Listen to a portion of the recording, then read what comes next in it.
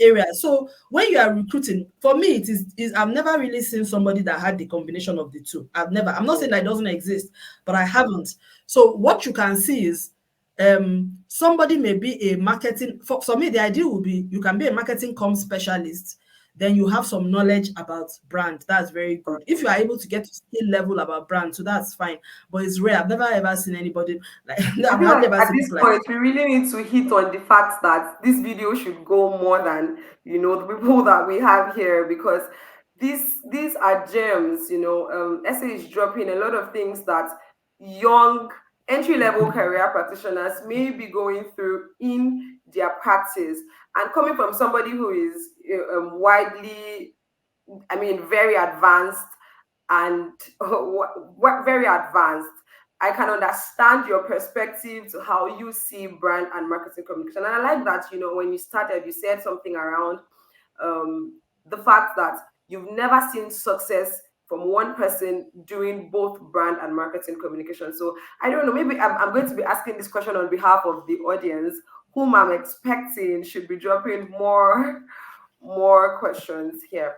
But what do you say to what do you say, or how would you advise these young practitioners who are going through, who are saddled with responsibility on brand and marketing communications and do not have the competencies for both? They just have competencies for brand communications and not marketing communications. So how do you advise that they handle these responsibility?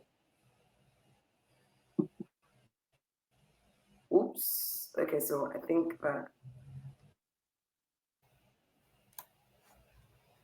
All right. Hello, ma'am. Can you hear me?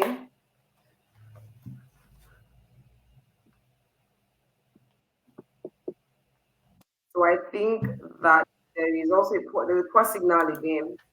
yes, yeah, okay. So I the advice I would give is that you first of all you have to first assess yourself very honestly and ask. Oops. And network providers can do better for us today.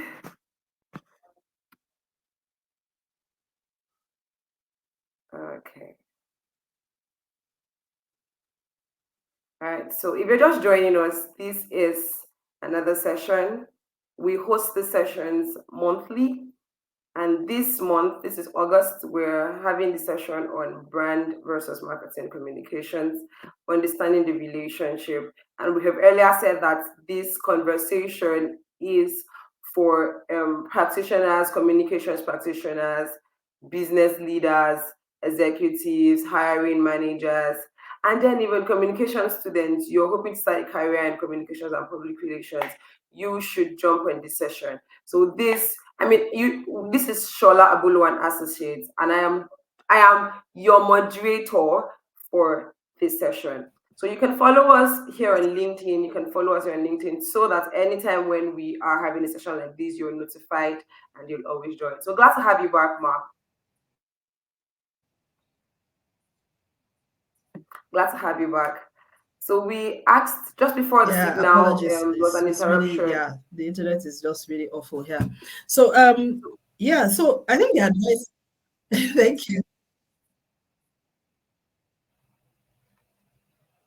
Okay. Okay, do you So want you me to can go hear me? ahead? Yes, please. But I think I just want to add to the Yes, question so okay. you answer it holistically, because we have another question from the audience. Yusuf says, can you give context in terms of skill sets required for a brand communications and a marketing communications specialist? So I just think that you could take all of that together. What are the skill sets required for brand communications and skill sets required for marketing communications? And then what do you advise young, entry level practitioners who have to do both and are struggling with that? All right, thank you, ma'am. So I think for a brand strategy, competencies, skills and competencies, you need to first of all you have to get some training on brand management, what it means to have brand management, brand strategy, that sort of thing, corporate brand management, reputation management, the all of that. I'll call it core communications competencies, because unfortunately the way the communications practices, I don't think people really understand this. Corporate communications is on one side, and then marketing comms is on Marketing. another side. I don't know how that evolved. So you find out that once you enter that marketing pathway, you are almost shut off from corporate comms. They Yeah. never hardly ever get involved in things to do with internal comms. They hardly ever get involved. Maybe sometimes PR, even the PR things they get involved, they are only marketing PR things. They never really get involved in corporate PR things, which are just like general events, which have nothing to do with selling stuff. But yeah, they'll be involved in those publicity campaigns around. So I don't know why.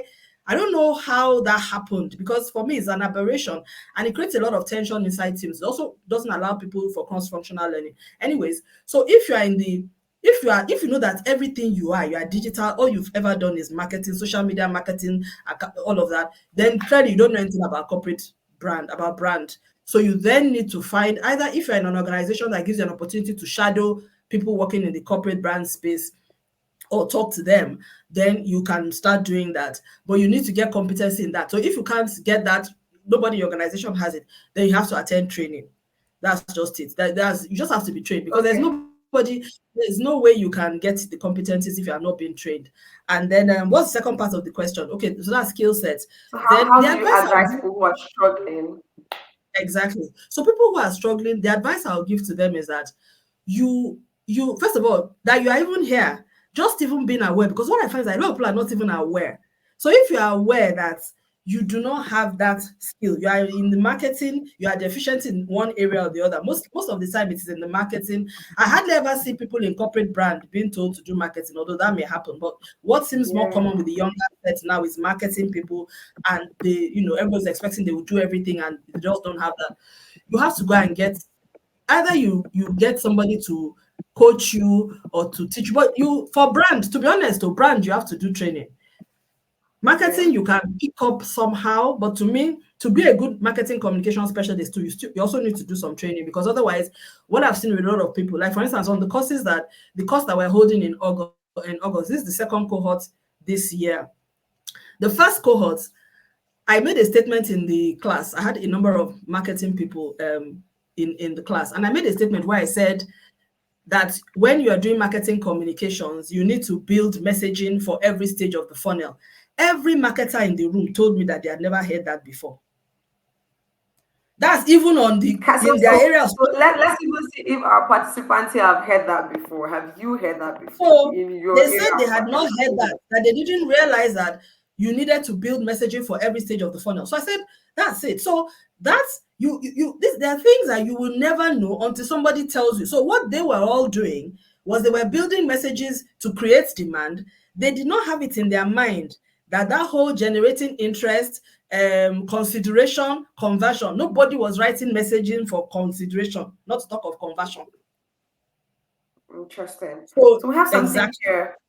We have something Yeah. here from Nsito Johan, and I can Mm, recognize this name. And I remember that we missed out your question. We missed your question in the last session, so we're ensuring that mm. it doesn't repeat itself. So this time, you're asking he's asking, in my marketing studies, the basic definition of marketing is that marketing is the fact of identifies. Okay, so let me rephrase that. In my marketing studies, the basic definition of marketing identifies needs and satisfies those needs successfully. Is this correct? Does marketing identify need and satisfy needs successfully? Is that a marketing focus or maybe brand communication focus? Well, definitely, that's definitely in the marketing space. Brand doesn't do anything like that at all. It does not. So the definition you've given is more suited to marketing. And in terms of satisfying the needs, that is, you see, this is what I don't like about the way the language of marketing communications is. They don't say it in a way that people understand. So what you've described there is actually, you've described three things. You've described the identifying needs, which is the marketing. The satisfaction of the needs is actually sales. Is Okay. the marketing communications that bridges the gap between marketing and sales. That is another point of confusion. So many people that come in that are employed as digital marketers, particularly for small businesses, around us, I see that a lot. They don't have a sales strategy. They don't have a sales plan. And they are expecting the marketing person to do that. Marketing, it doesn't close the sales. Marketing creates the demand. Yeah, marketing doesn't close the sales, marketing creates the Yes, it demand. creates the Thank demand. you, It John. also follows through but the closure is at the point of closure, conversion and closure, it is a sales thing. So Sales. you need to, at that point, which is why a lot of marketers, you have generated interest, people have signed up. At the end of the day, they will say, oh, but nobody bought. They didn't buy now because somebody has to now follow them up, like phone calls and all of that. That's no longer marketing. That's now a sales call. But anyway, let me not go into that. But yeah, it was so Yeah, calling it marketing. I can see you're a bit that's a bit confusing, right? But calling it marketing, saying marketing doesn't satisfy the need. creates the Satisfaction demand. piece is sales. Yes. In fact, the best definition for marketing and sales is that marketing creates the demand and sales fulfills the demand. Fulfills. So that's it. So many people are doing jobs where, and they call it marketing, but in actual fact, they are doing marketing and sales. And if you fall into that Yeah, category, you need to let your employers know that, if they want you to continue to do that, then some support has to be given and all of that. And it's a completely different specialism. So if I like university enrollment, for instance, or even the courses that we run, we do all the marketing communications around it. We've done our research, we've done the marketing, we then do the marketing communications, and then people sign up. Once they sign up and they register, the marketing role has ended. The follow-up from then on is a sales follow-up. What marketing okay. has done is they have, out of the whole people existing in the potential market, they've been able to attract a few who have been able to register for the courses. Once they register, the follow-up then becomes sales. Marketing can help with communications to help, but in fact, at that point, it's a sales follow-up because now you already know the people. It's now direct, is you are now engaging them one-on-one. It's no longer a marketing play, it's a sales play at that point. But marketing is when I Thank don't you even so know much. you. I don't know who you are, but I have an idea of what I'm looking for. But I want you to come. I've been able to attract you. I've created the demand. You are thinking about me. You're thinking about my product, my business, my brand. So coming. So anyway, I hope that helps you. You can give us some feedback, Yeah, essentially, if we're correct with that's very if helpful. that flows with you. Johan, I hope that you found that useful. And if there are more questions, please feel free to drop. And even from the response, if you have a question from the response, we have the communications veteran, like I said earlier. She's going to take all of it. So, in your experience as do most business organizations give more attention to brand communications or marketing communications, or may I add sales? So, what do you think most business organizations or business and organizations give attention to? Is it brand communications? Is it marketing communications? So in my observation, I can only speak about Nigeria because that's where I'm most familiar about. My observation has been in this local environment, particularly, is that the big companies, established brands, they tend to give a lot of attention to brand. So corporate brand, corporate reputation, and all that. The small businesses, in fact, they don't even know that anything like brand, small and medium scale, they are focused only on marketing. Marketing. And that is it always hurts them because I don't know why it's like that they don't know. Then they now get to this point when they now realize that nobody really knows them, that they don't have that much of Yeah. a brand presence, and then they now start belatedly trying to say, oh, let me employ this person. I need everybody to know that we're out there. This happens a lot in the B2B business to business space. For the business to even in the small businesses that sell to consumers, I see that some of them, although there I would say for the personal products, lifestyle brands, some of the lifestyle brands I think are much better at, they balance that brand and communications thing. So they do a lot to develop their personal brand because they know that that has a direct Yeah. impact on their Yeah. sales. So I think a lot of the influencer brand, those influencer, those Yeah. people who are, they Lifestyle. lifestyle type of things. I develop a brand and then I start selling things. So many of them people started up as influencers. They grow their brand as an influencer and then they eventually start launching products and things. So those ones get that. But for others, I think people focus a lot on that marketing. I want to sell, I want to sell, I want to sell. Let me find out where my customers are. And they don't recognize that building the brand actually brings the customers from far. Because no matter how many In the customers you brand. can attract, yes, no matter how many customers you can attract from through direct marketing and all of that, your brand can go to places that your marketing cannot reach. Sure. And that brand can then help you get business even for the future. So you need to do both at the same time. You need to build the brand and also be doing your marketing communications at the same time. It has to be. It has to be that way, because you cannot. I can't imagine if my business was only dependent on the communication that I'm able to do through marketing. That's so limited. But Yeah. what's a brand having a brand communication strategy does for you is that you will get calls from random places that you even wonder, how did you even know I was here?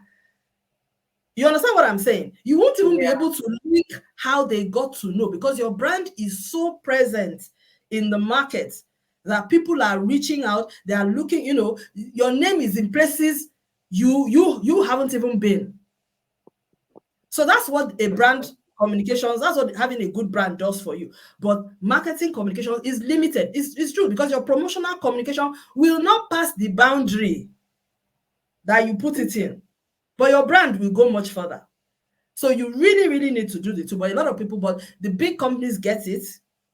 They really get it. Of course, I mean, they have a lot of, I mean, they're not big by chance.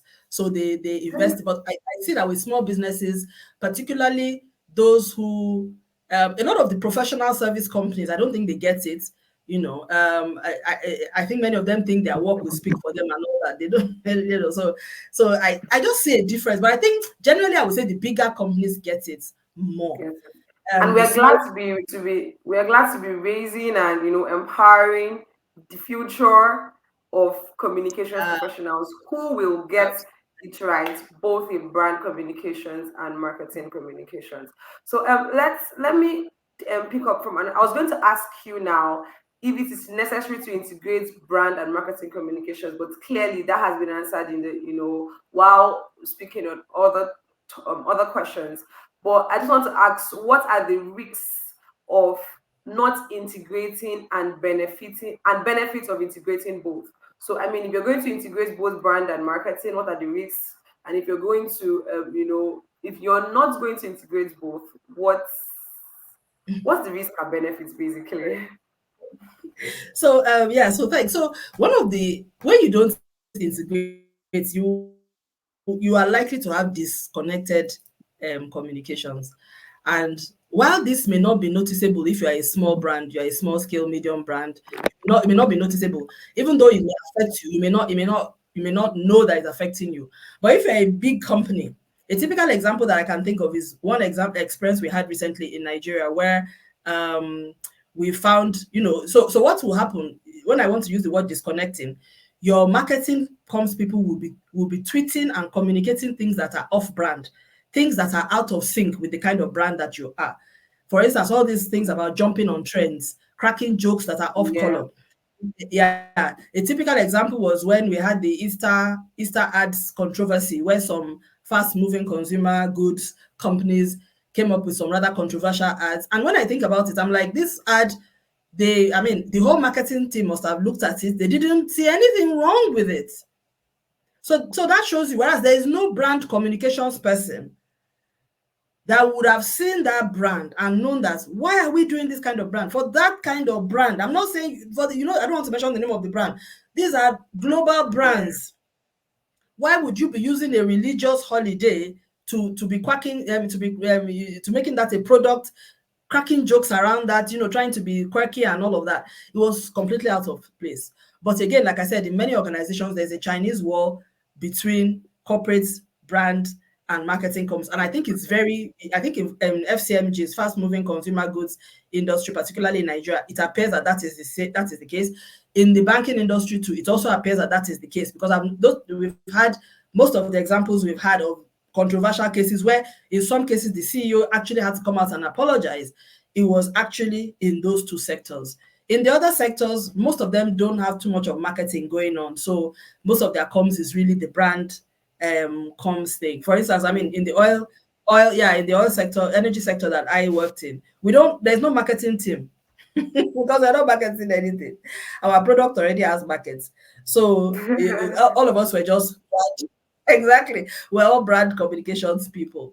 But people who work in the downstream, if you are in the energy sector and you have fuel stations, retail stations that you sell to consumers, they will have a marketing team because they have products. If you, like, you sell lubricants, you sell fuel, you sell AGO, diesel, that kind of thing, you will have a marketing department. But if you're in the energy sector and you're not in downstream, you don't sell any of those products to consumers, you're just producing crude oil for international market, they don't have a marketing team. So that's it. But I've noticed, so the big organizations, the big firms that have those very, very big marketing teams, they run the risk of running off on a tangent. Yeah. That's the big risk. And then, I mean, for me, the point at which a chief executive has to apologize for an ad that you put That out, is. it doesn't get any worse than that, in my view. It doesn't get any worse. I mean, honestly, I don't understand why And I feel like that emphasizes why we should pay more attention to what's going on in the departmental levels. it's important to integrate. So if you're in the marketing team, you need to have gone through a brand strategy training. You need to understand. I've interacted with a lot of marketers ever since I started my firm about 4 years ago. A lot of young people out there, they don't understand anything about brand. They don't know. And brand and reputation, they don't understand reputation. They are so, hey, this trend is coming, I want to jump on it. They are not even thinking. They're like, how much are you going to sell with this? Okay, yes, you got like 500 likes, you went viral. How is that going to change what is of it? I mean, really, look at the business you are dealing with. Is it virality that is going to change their bottom line? You cannot take the same approach that you use for people who are selling personal products, skincare brands, one man business. You cannot come and put Should it in not a be corporate. used in corporate. Yes, Yeah. because they don't understand what the brand is, because the brand strategy is also linked to the business strategy. So I would always say, depending on where you are at, and again, I want to, I just want to make it clear, a lot of what I'm saying, it also depends on your vision for the organization. I mean, if you are a business leader, it depends on the vision that the entrepreneur or the CEO or the business leader has for their business and where they see it going and that kind of thing. And but for me, even if you are a digital marketer, you're social media marketer or whatever, just be aware that if you do not understand brand and reputation, you will be limited in how you will be able to work for a certain type of brand where the exposure is high. And we continue to see examples of that every day, of an account handler who did something that they were not supposed to do. Everybody was like, how did you think this was appropriate? But I don't blame the account handlers, because the people who should have made sure that they understood the brand and reputation context of the organization or institution, they didn't give them that training. So you need to, I would always say, you have to integrate. The risk of not integrating is that you may do something that may cause problems for your organization. In the cases that I cited in Nigeria, the sanctions were actually, they were actually threatening sanctions, but eventually they had to come out and give an apology. And it's forever on the internet that happened. It was really, it's avoidable. And the And internet so never forget. never forget. So the benefit is you are integrated. So your marketing communications is a reflection of your brand principles, your brand ideals, your brand personality. So it just makes you more together. When people see that there's no misalignment. So the consistency, you're able to then reap the benefits of that integration, because whether you are reading something that is somebody posted on social media about the brand, or like S&A, let me use myself as an example. Whether you're Yeah. dealing with me one-on-one, or you are in one of my training sessions, or you are reading something that we posted on social media, it's the same experience. The language, the tone is the same. You will never see us tweeting something like, how can this be coming from? Shola does this is not in tune with the S&A brand. Do you understand? You will not see us Yeah. jumping on trend. You will not see us doing dancing video. I'm sorry. Let everybody be doing, you know, although my personal brand, I may do it this year, yeah, Yes. but then what is not what I'm saying? So I'm saying, if you're not in that kind of lifestyle and consumer place, don't say because everybody else is doing it, you must do it. It has to fit into the kind of business that you're doing and the way you want to put and the brand. And it's important that anybody that is representing that brand, either through communications or engagement or messaging, they understand it. Don't confuse your audience. Don't confuse the market. If you are not quirky in your principles and your ideals and your brand strategy, then please don't be quirky in your messaging at all. Don't be anything. I mean, who are you? Do you understand? You know how it is. There are people who you see them one day they are serious, you see them another day they are jovial. After a start, you get confused that guy is funny. Some days I'm sure we You all know change people the like that. brand voice. One day you see them, they are very nice. The next day you see them, they are standoffish. They don't greet you. Don't you think you'll be wondering this person? It leaves a bad taste in the mouth. So don't be that kind of dysfunctional brand that today you are like this, tomorrow you are like this. Let there be a strategy around it, and let every of your touch points, including your marketing communications, reflect that consistent idea of who you are and how you want to be presented. There's no right or wrong, but whatever your personality is, your brand personality is, stay with it. And the only way that can happen is if your marketing communications people also understand what that brand personality is. Okay. Thank you so much. Thank you so much. This has been, I mean, this this session has been everything we promised at the beginning. So yes, we're beginning to wrap it up, and I just want to remind you that this session is very, very interactive. We are entertaining questions, we're entertaining feedback. You can clarify, just send a message, drop a comment in the comment section, and we'll be glad to take it. So yeah, so what are the common mistakes you observe in terms of how business manage brand and marketing communications? You've actually responded to that, while responding to the last question. So let me just go ahead to ask now that from your perspective, what is best practice in terms of brand communication? What is best practice in marketing communication? From your perspective and from your wealth of experience. Yeah, so thanks, Utubeno. And again, I'd like to say apologies to everybody for the internet hookups that we've had so far, but thank God at least it seems to have calmed down for now. If you have any questions or comments, please put them in the chats. Just let me know, what your thoughts are. If there's anything I'm saying that is not making sense or you want a little bit more clarity, please just drop it in so that we can take it before we go. Normally, when we do these sessions, after the sessions, I'll now see that, I missed this comment, so I really don't want to, I'd rather not do that today. So, in terms of common mistakes, and I'll take that common mistakes which which I had addressed to some extent, and best practices. I think one of the things that I observed that should not be that way is people not differentiating that practice of brand and marketing. People not either they don't know, they don't differentiate. That's a major problem. It's a major problem. So because, like I said, there are two different things, and it's about skills, competence, and expertise. When somebody doesn't have the skill or expertise, you cannot expect the person to do what they do not even know how to do. And I keep hearing that, a lot of marketing people, like I said, we have this course coming up on August 29th. They tell me how their bosses are like, we need to be out there, we need to be out there. And I'm like, yes, now out there with what? Do you even have a brand strategy? You know what I'm saying? What's your brand narrative? What's the brand? Because the whole process of setting up a communicable narrative, if you have not done it, what is that person going to do? The best thing the marketing person is going to do is just to communicate about the product or the service that you've told them. But there's a whole brand strategy development process that needs to have happened, which will include the narrative, the purpose, the principles, the concepts. That then becomes the evergreen messaging that you can be communicating about. So not differentiating that practice is a major problem. And like I said, it happens in certain levels, more common with medium and small scale businesses than large ones. They're not training your staff. That's one common, very, very common mistake. They just think that, just get the young person. You manage my social media, You don't give them anything to work with. No narrative, nothing. And you think the person will just be coming up with ideas, no content. How the person doesn't even know your business strategy, doesn't know what you're trying to achieve. Is the person a magician? Do you understand? Is so, but for me, Yeah. which is why I'm on a quest for building advocacy around our profession, because I see that there's a lot of ignorance about our profession.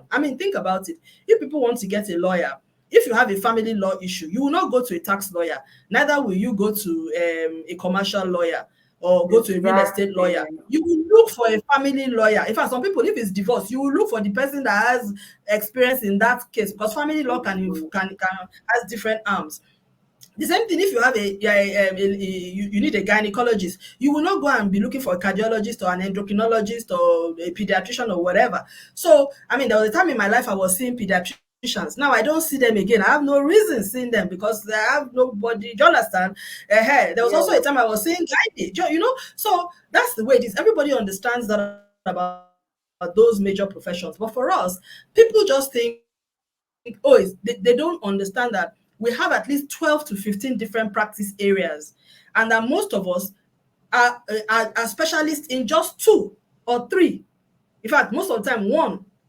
My concern with the digital marketers, which is why I need to say this now, because I don't know who is on the call, is that I see many young people, you are specializing too early in your career. You are specializing too early. It's a major risk. It's a major risk. I mean, I want to give this example. I don't know how many of you, sorry, the non-Nigerians, I don't know who is here, but if you're a Nigerian, there is this kit maker from the north that you may be aware of. His name is Dambelo. He has become very prominent in recent times. And the first time I saw his kits, their political skits, I felt these kits are so professional. I was like, this. I knew from the beginning that this guy is not an ordinary. I just felt that there's something about this guy. Yeah. I knew that they were saying, okay, he's a teacher in China, he teaches young children, but I just felt, no, this story is not complete. Eventually, we found out that he has a PhD and that he's a film producer and that he has even worked with the Voice of America for years. I said, no wonder. Now he's specializing. But for a greater part of his year, he made sure he had a long Exactly. That career makes a in clear difference. yes, storytelling, and that's why you can see the difference in the quality. You can see the way he's able to put stories together, do research, writing, and put all of that there. So, not training, I think, is a major problem. No clear link. Then a lot of the marketing, the brand and the marketing comes or whatever. It doesn't have a clear link to the business strategy. That's a major problem that I see. So I see people, they just go to the work and they tell them, oh, take on the job. Nobody is telling them what they're trying to achieve. What are they, you can't succeed in your marketing comms or brand communications if people do not sit you down first and tell you what the business is trying to achieve for the year. So also absence of smart targets that are linked to the business. I think that's another mistake that people make. Not getting the right type of resource, not understanding the business value of the brand communications.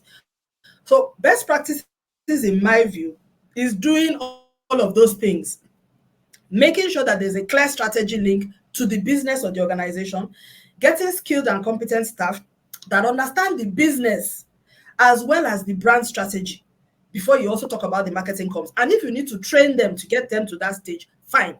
They must understand the brand strategy, the values, and the principles, whether they're going to work on brand or whether they're going to work on marketing communications. So if you can do that training yourself in-house, do it. If you can't do it in-house, get people externally to do it for you. And then you develop work on another concept that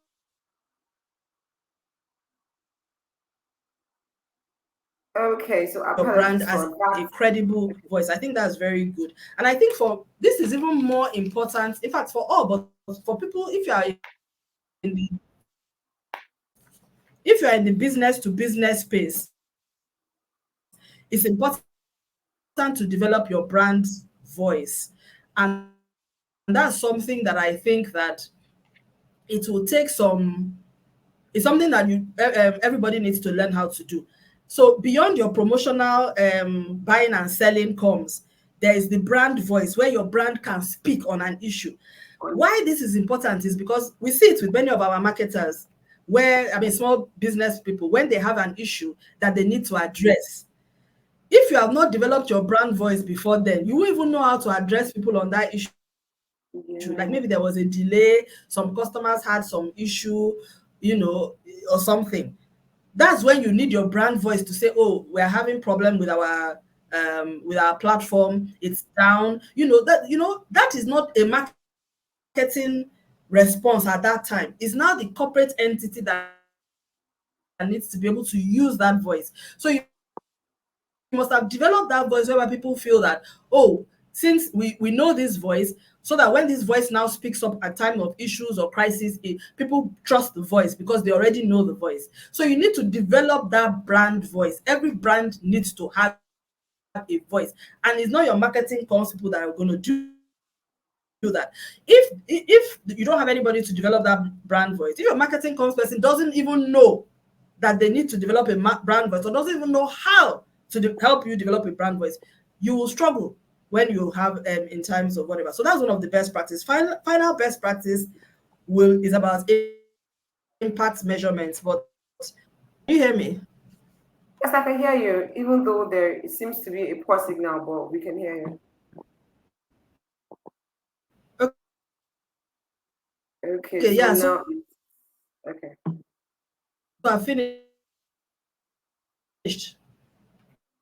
Oh, okay, so thank you so much. It means that the signal on your end. But we're glad that we're running through this session, and we're glad to have all your engagements and participations, all your comments, your questions, your feedbacks. If you have more, still drop them here.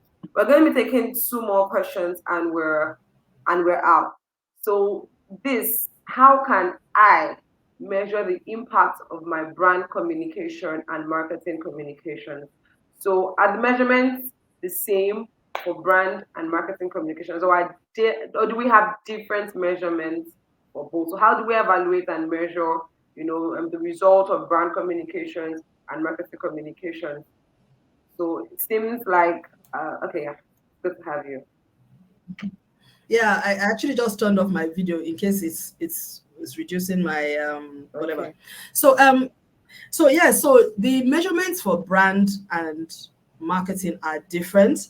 I would say that with brand, it's quite easy. It's things like, are you getting prospective investors? Maybe that's what you need. Are you getting the way I look at brand is when people interest, you are generating interest. People come to you like partners. People say, I want to partner with you on this. Can you come and partner with me on that thing? You find out that your employees or whoever people are working with you, you're able to attract very high talent. People start writing to you and saying, oh, we want to do internship with you or want to work with you, that kind of thing. I mean, when you start getting unsolicited requests, it does show that your brand, and I mean, not, I'm saying unsolicited positive requests now, not the negative ones, so things like that, invitations to speak in certain places, to be independent awards are being issued, people write about you independently in a positive way, you recognition from the industry. And again, I'm talking about independent and credible recognition, not the one that you pay for, because I see a lot of people doing that where they are paying for awards, paying Oh, for, and then yes, yes. you're congratulating yourself for the award that you paid for. Yes. That kind of thing. So that is totally just not, that's not what I'm talking about. So I'm talking about the type where people looked at your work, and they felt, or the brand, and they feel, so that's those are the measures. So for me, I would always say, think about it.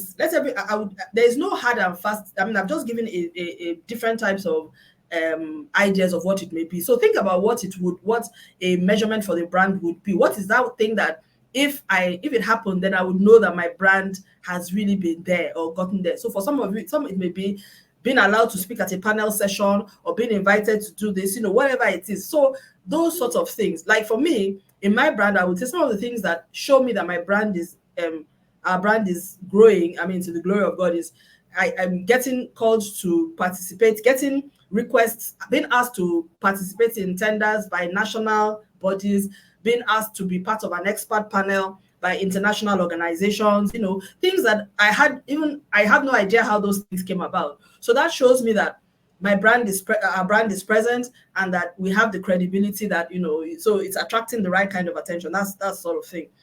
Now, for marketing, it has to be something that is related to your business. So it could be more inquiries, it could be enrollments, like it could be sign up, it could be register interest. If you're a university, for instance, it's about how many people applied for your master's programs, how many brochures were downloaded compared to next year. Is it on the upswing? Is it down?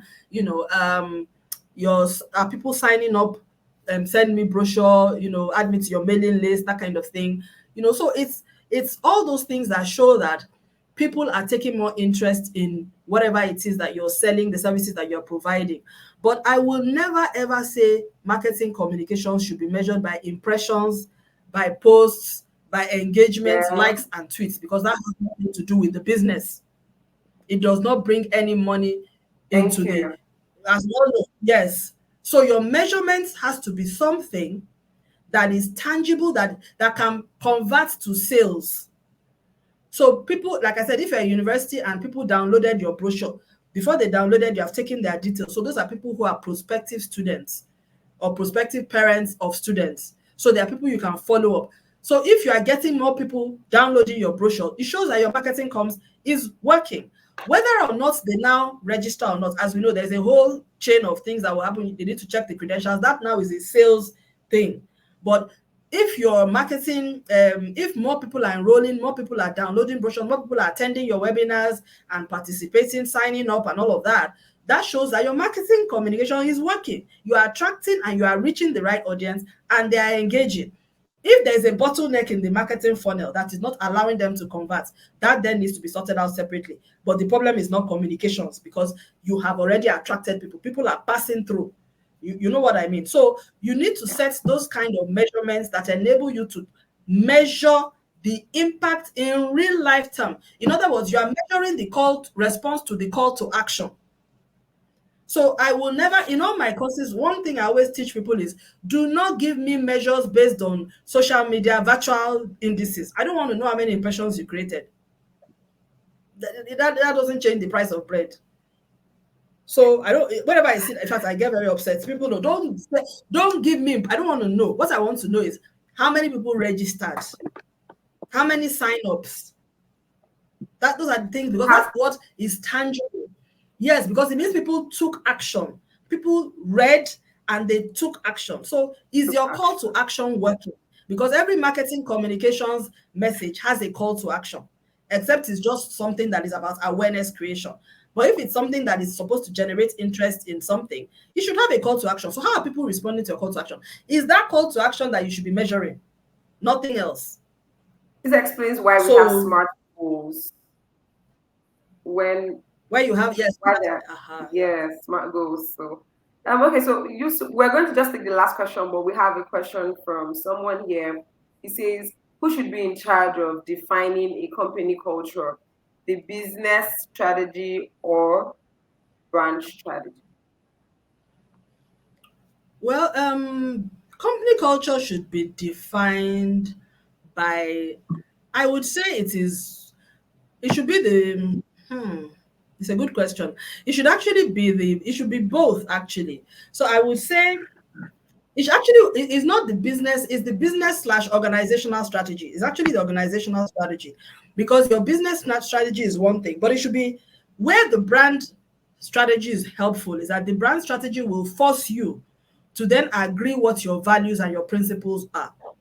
But if you are I mean, so that's where I think the brand can provide that bridge for you. So in that sense, I would say, because there's some questions, like when we do a brand strategy framework process for an organization, like we've done before for a company that wanted to rebrand. We've also done for some that probably want to refresh. And what we do is that we ask you questions about what are your values, what are your principles, what is your view of the world, what is your reason for being. We ask those kind of questions, and so that gives us an idea of your values. So if your values are honesty, integrity, and all of that, to a very large extent, your business strategy should also have those values. So if you have that in there, you can then glean it into a culture program or a culture identity, which becomes part of your brand strategy and also part of your organizational strategy and part of your communication strategy. So if you have done your business strategy well, and you have an organizational strategy piece as part of that, that should have all the things around the culture, around your company culture, and your brand, everything will feed into that.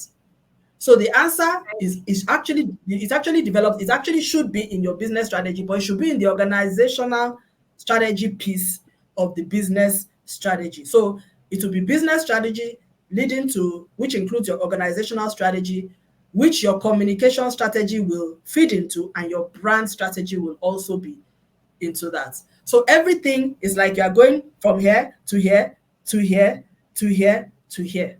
So if you are somebody coming in marketing communications here, you need to ask them what is above you. Don't start. I mean, I see people, they just start, they're like, they just start. No, they need to give you the what, those documents that have been prepared before. What's the business strategy? Some people say go to your website. Meanwhile, there's nothing on their website. That is So a I very know, valid I point. know. I've seen it. There's nothing on the website. I tell you, go to the website. You're not psychic.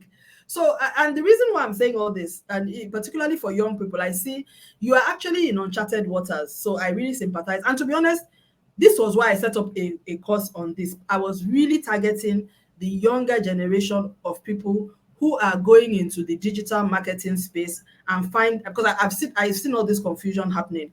And for me, it's really just about, and I know it's not everybody that will be able to attend the course, but that's why we create a lot of content, like even this session, so that people can at least be aware.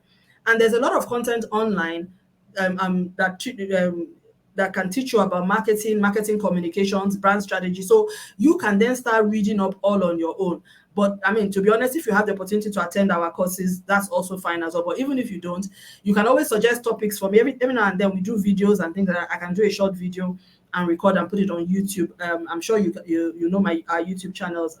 If not, I think some members of my team can put the link for you there. But just to say this, so that I know we're out of time. Actually, we have a course coming up on the 28th of August.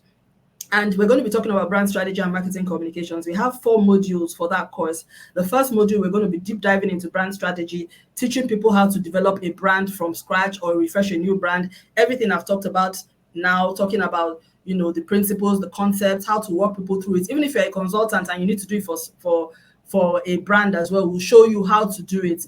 It's actually a framework that I developed myself based on the experience that I have working with other brands and what we've seen that worked. So the kind of questions we ask, there's a step 1, step 2, step 3, step 4, up to step 6. We take people through that in the first module. Second module, we then talk about marketing communications, a little bit of what I've shared here, but more in-depth, difference between marketing comms, building communications that takes you through the funnel, how that looks, and making sure it's strategic.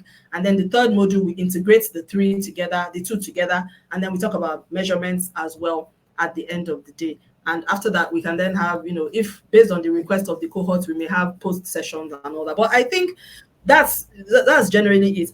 I think it's just being aware, knowing what you do not know is the starting point, and then you can begin to build knowledge where you are. If you are struggling and you're in the current communications role and you're struggling, what is happening is that what you need to take the work further, you don't have it.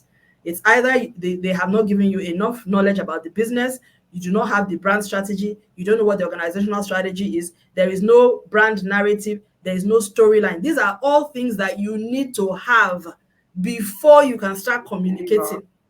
And you cannot, and you can't create it on the fly except you are the CEO. You can't. It's like me now, I have a brand narrative. If I have not developed a narrative for myself, who will come and develop the narrative for my brand? Because you don't even know what I want to achieve. And to be honest, our firm, SA&A, we're very different from any other firm. There's no other firm that operates the way we do. So you cannot even take the messaging from another firm and just copy and paste to mine. It won't work. In fact, I think there's only one firm I've come across that I would say that their messaging was very similar. They're actually based, I think it was in the US or the UK. The day I saw it, I was like, my goodness, the similarity was shocking. Yeah, I came across, there was only one, but I have not seen any in Nigeria or Africa that is doing anything close to what we're doing, because most people, we only do strategy. All of the other firms are doing, like they do the entire shebang, like the tactical side of all of that. But I have seen some companies outside. One that Esther, we have a question, and we were going to wrap it up here. But thank you, Victoria Humphrey, for joining this session. And she says, "Thank you. This has been great. Do you recommend that established brands should regularly conduct brand audits to monitor impact?" To be honest, I would say, I mean, everybody should do that. If you ask me, not just established brands. I think everybody should do that. It's really because you if you don't monitor the impact, how do you know how well you're doing? You if you don't, there's no way. But for me, it's really about what are you monitoring. That's the issue now.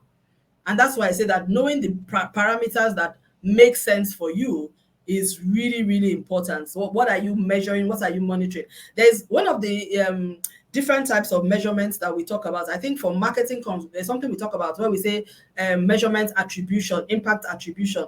How are you able to attribute, that it was your marketing communications that brought about this impact? So Okay. having a framework, a customized and a tailored framework for measurements for your own business and brand is very important. I see people wanting to always do a copy and paste, one size fits all. It doesn't really work that way, because otherwise you're just going to be measuring for the sake of measuring, and your business will just be, it may not have impact on the business. And I think that's why a lot of PR people, the companies just treat them like, well, you don't really have impact on whether we make money or not, because we're not really trying to weave our practice to the to the bottom line of the business. But if you look at it, that where is the business at, what is it that they are doing now, and what role does brand communications have in that, or marketing communications, then you then know what to measure. So the short answer is yes. I think everybody, whether you are small or big, I think you should. But what you can tell yourself is that how often are you going to be measuring, and what are you measuring? If you are a company, like for instance, some brands, if you're a company that has a reputation issue, as in your brand has been damaged, then you need to start making some intervention and then start monitoring the improvement over time.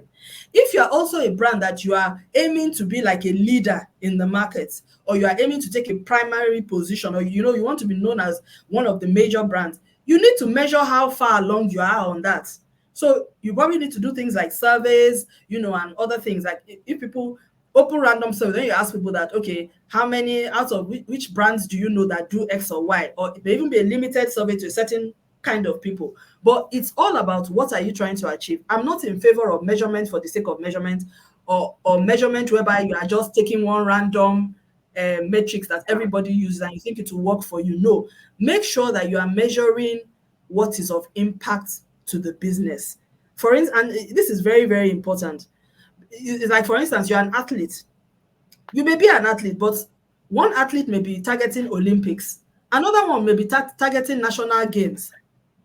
So there's no point in my measuring the person who has no intention of going to the Olympics against the Olympics, because that's not their aspiration. So you don't say simply because they both run 100 meters, they are both athletes, therefore I measure them the same. No. So it's about what is success? What does success look like for this business, brand, or entity? Thank And you so how much. long is it going to take us to get there? And what are we doing? Yes, thank you. So, and then you build measurements again, along that line. Thanks. Back to you, Tibeno. Thank you so much, SA. Thank you so much to everyone who participated. Benedicta, Yusuf, Favor. We hope that we took all your questions. And if we did not take your questions, trust us to be in the comments after this session to, answer and clarify. Thank you for the engagement.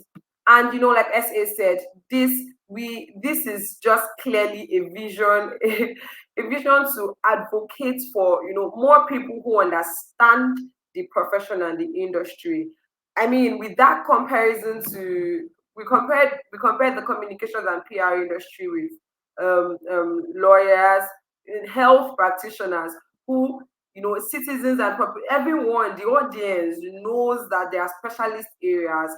So we're going to be we are on this mission to help you through our trainings and consultations, to help you bridge that gap, help both hiring managers, leaders, and practitioners bridge the gap. And we also would like to implore you, and I know I'm speaking on behalf of the SA&A team, like to implore you that as practitioners, whether young or mid-level or senior level, understand your stuff. And SA has said that in different ways, different phrases. I'm just reiterating to say that understand your stuff.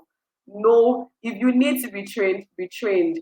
We mentioned when we talked about how we intersect between brand and marketing communication and the struggles that many people get to face, especially in small slash medium-sized enterprises. We said you need to ask to be trained if you need to have some context in the field.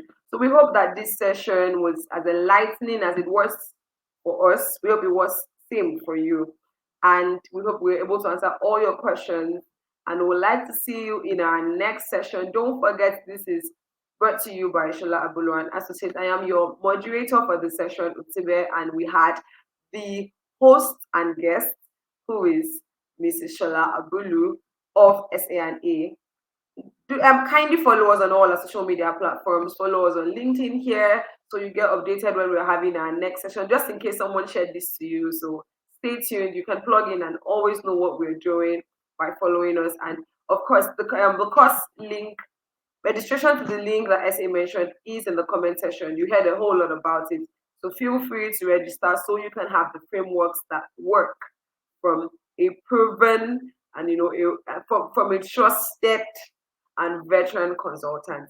We'd like to see you again next month. And then for those who are going to be in the course, we'll see you on the course or the day of our course. And I'd like to see you, the rest of you, again next month and engaging in our videos and content. Have a nice day. Bye. Bye for now. Thanks, everybody. Take care. Thank you, Grace.